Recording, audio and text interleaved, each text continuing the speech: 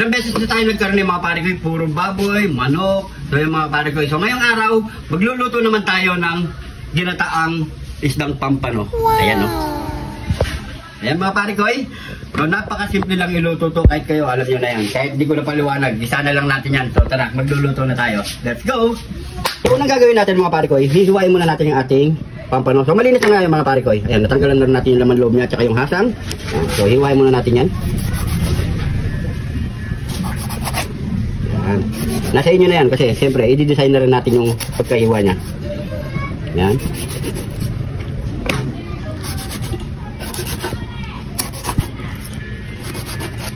Para kapag nilagyan natin ng asin, yan, magnuot sa loob ng ating isda mga pare ko.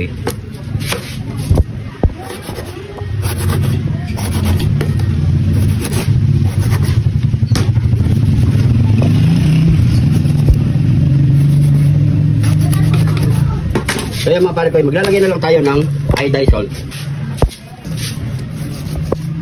Yan, sa kabila naman. So pwede na yung mga pare ko. So ready to fried na to. Mainit na natin mantika. Piprito na natin yan. Pwede na natin po magprito.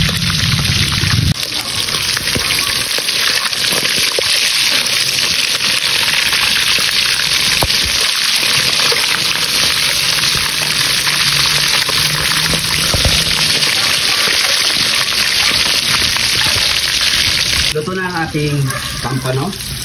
Set-aside muna natin yung mga pare ko Tapos magpipita na tayo ng ating ginataan. Ang bango ng pampano talaga. You know? So tara, mag-isa na tayo. So mayroon na natin mantika mga pare ko Ilalagay na natin yung sabay-sabay ang ating kidlat ni John TV. Bawang sibuyas at luya.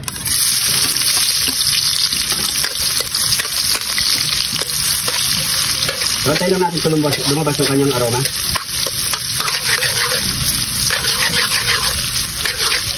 Ilalagay natin ang ating gata.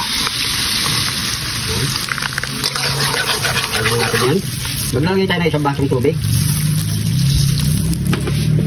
Ilagay na natin yung pampalasa, magic at paminta. Yan. Maglalagay lang tayo ng konting asin. Tansyahin nyo lang yung alat mga pare ko yan. Yan. Pwede na yan. Kuha lang natin yan. Tayo lang natin ang kumulo na isang beses yan. So yan, habang kumukulo na yan mga pare ko, ilagay na natin yung pechay. Yan. At yung dalawang siling verde. Kapalambutin lang natin yung mga pare ko At syempre ilalagay lang natin sa taas ang ating pampano para hindi siya masyadong lumambot mga pare ko Yan. Papakuloy lang natin na 2 minutes or 3 minutes. Okay na yan.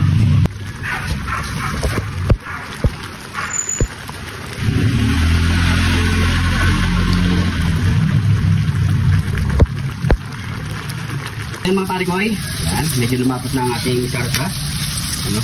So, plating na muna natin yan.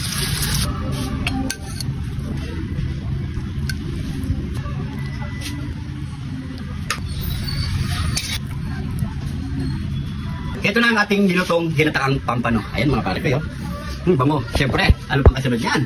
Yamanak yan sa ken! Ito na yung ating nilutong ginataang pampano. Ayan Siyempre, bago tayo magmukbang, pray muna tayo. Thank you Lord sa napakasarap na pagkain na ito Lord. Bless the viewers namin Lord. Bless the sumusupport sa amin Lord. Bless the family kalasugan namin Lord in Jesus name. Amen. So yung mga pare ko magkapag na rin po kayo ng pagkain at sabay-sabay na po tayo. Tikman na po natin yan. Ayan naman nyo. Pero mas masarap to. Masili. Maanghang. Kain po. Yaman na. Yaman na kayo sa ken. Sarap na karam.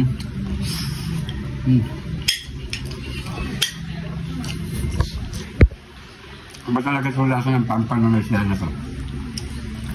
Nakamahalan. Pero masarap naman mga pare ko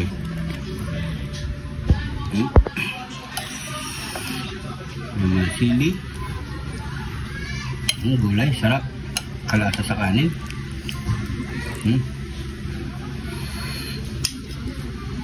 Ayan po.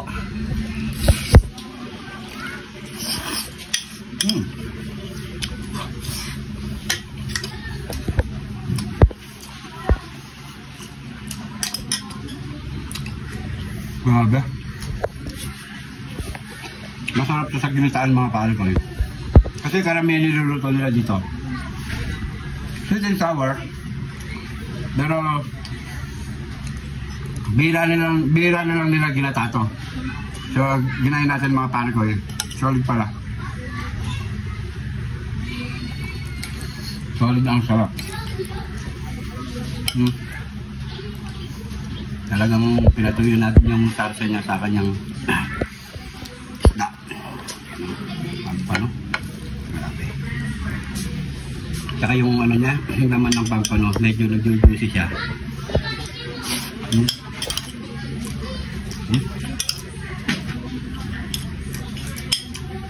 Grabe. Sarap sa kanin.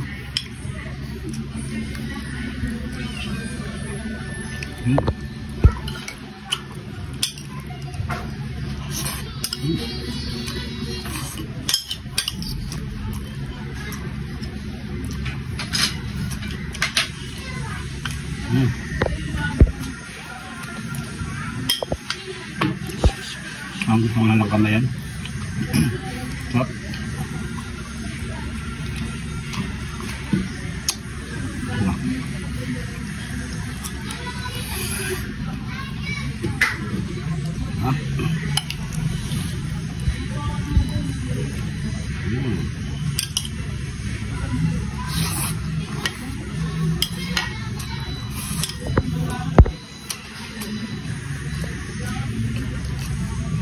Ini lama ha?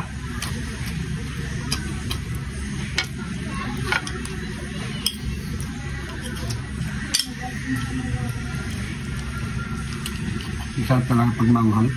Nakakagana kumain.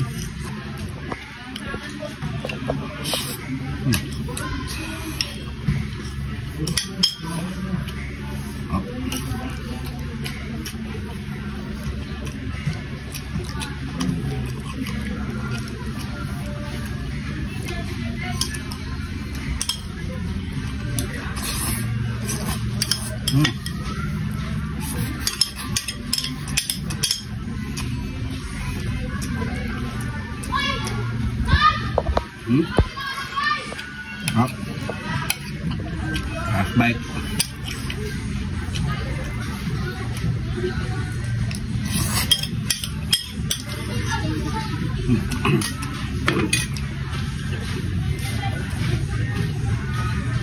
Siyempre, meron pa tayong kasama dito.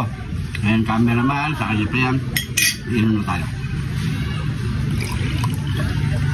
Emperador.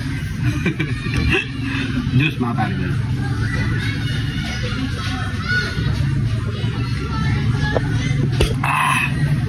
Ay, thank you Lord.